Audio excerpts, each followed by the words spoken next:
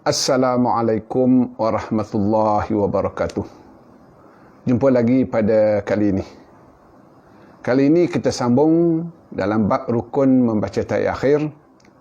Dan hari ini kita sambung dengan syarat berikutnya, iaitu memelihara hukum-hukum bacaan, lahan-lahan, cara-cara sebutan. Maka dalam bab memelihara rukun membaca tahiyat akhir ini, sama seperti rukun membaca Fatihah, hukum-hukum bacaan hendaklah dipelihara. Yang pertamanya hukum mad, iaitu mad arid li sukun.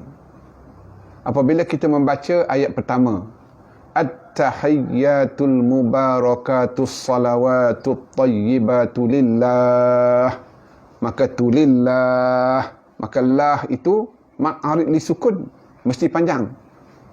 Sama juga bagi ayat yang ketiga, keempat dan kelima.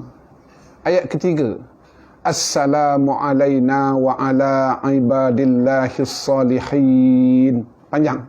Sebab dia mad. Mad tu panjang. Ashhadu an la ilaha illallah. Panjang. Panjang. Tak boleh kita baca kontot.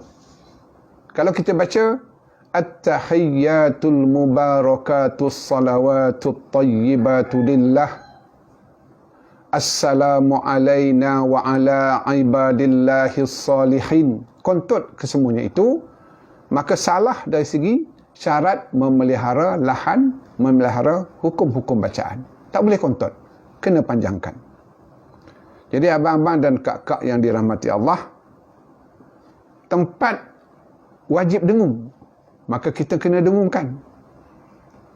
Pertamanya, bagi ayat yang kedua, Assalamu alayka ayyuhan nabi. Yuhan nabi. Di situ kena dengung. Wajib. Kalau kita tak dengung, takut salah bacaan. Bila salah bacaan, batal ayat itu.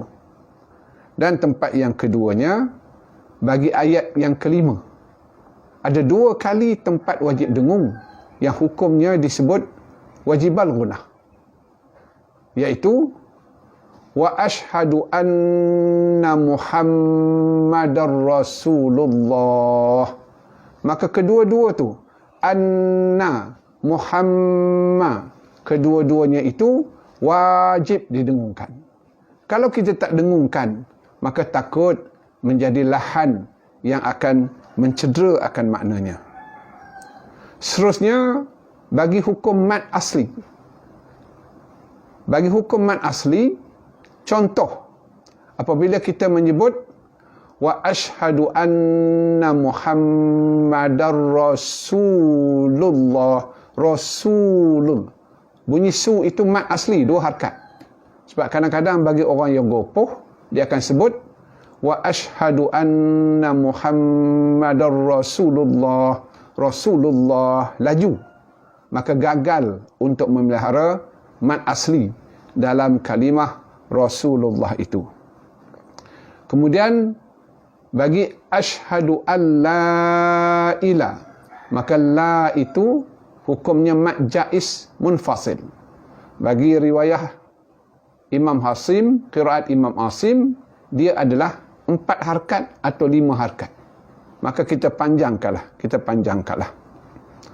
Jadi itulah di antara tempat-tempat yang kita nak jaga dalam bab memelihara hukum, memelihara lahan. Dan seterusnya, syarat yang paling utama juga seperti Fatihah, iaitu memelihara sabdu, memelihara tasydid. Pertama, sebutan at-tahiyya. At-tahiyya tidak memadai dengan at-tahiyya. Kalau at-tahiyya, tidak ada sabdu yang dipelihara. Keduanya, dalam sebutan Assalamu alayka ataupun Assalamu alayna. As-sala, dalam bentuk tulisan, di atas sin itu diletakkan sabdu. Tidak memadai disebut as-sala. Kalau Assalamu alayka, Assalamu alayna, kita tak jaga sabdu. Dia mesti Assalamu alayka, Assalamu alayna. Jadi abang-abang dan kak-kak yang dirahmati Allah, dalam memelihara sabdu ini, kita juga kena jaga beberapa tempat yang lain. Walaupun nampak macam remeh, tetapi kalau kita tak jaga, boleh bawa kepada batal. Assalamu alayka ayyuhan nabiyyu warah. Nabiyyu warah. Mesti ada bunyi sabdu. Bunyi sabdu. Sama juga ayat ketiga. Assalamu alayna wa ala ibadillahis salihin. Hissa. Sebab kalau kita gopoh, kita akan membaca dia Assalamu alayna wa ala ibadillahis hissa. Hissa dia. Hissa. Dia kena hissalihin. Samalah apabila kita menyebut dengan Asyhadu an la ilaha illallah. Satu-satu. Sebab kalau gopoh, kita mungkin gagal memelihara sabdu. Kita akan menyebutnya Asyhadu an la ilaha illallah. Ha illallah. Salah. Dia ha illallah. Samalah dengan ayat yang akhir. Wa asyhadu anna Muhammadar Rasulullah. Rasulullah. Tidak memadai. Rasulullah. Lullah tidak ada sabdu. Jadi memelihara sabdu ini juga adalah wajib sebagai syarat dalam membaca tahiyat di akhir sembahyang itu.